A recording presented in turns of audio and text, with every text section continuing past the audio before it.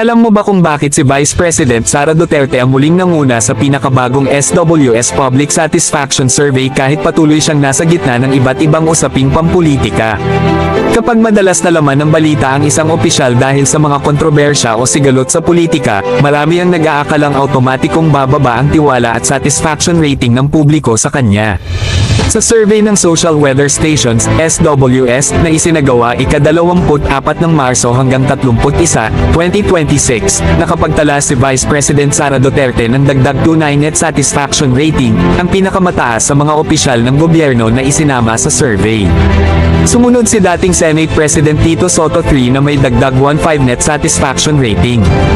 Ayon sa mga eksperto sa public opinion research, hindi lamang nakabatay sa mga headline o kontrobersya ang satisfaction ratings.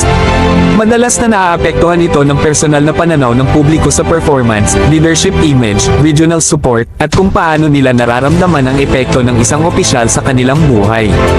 Batay sa resulta ng survey, 54% ng mga respondent ang nagsabing sila ay nasisiyahan sa performance ni Duterte, habang 25% ang nagsabing hindi sila kontento. Nananatili ring malakas ang kanyang suporta sa Mindanao, kung saan nakakuha siya ng excellent na dagdag 8 net satisfaction rating. Sa kabuuan, ipinapakita ng survey na nananatili siyang may positibong public satisfaction sa kabila ng mga isyong kinakaharap sa pambansang antas.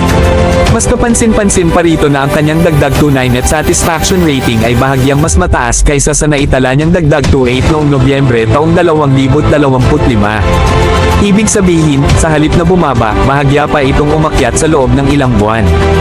Mahalagang tandaan na ang satisfaction surveys ay larawan lamang ng opinyon ng mga respondent sa panahon ng survey at hindi garantiya na magiging resulta ng anumang halalan sa hinaharap.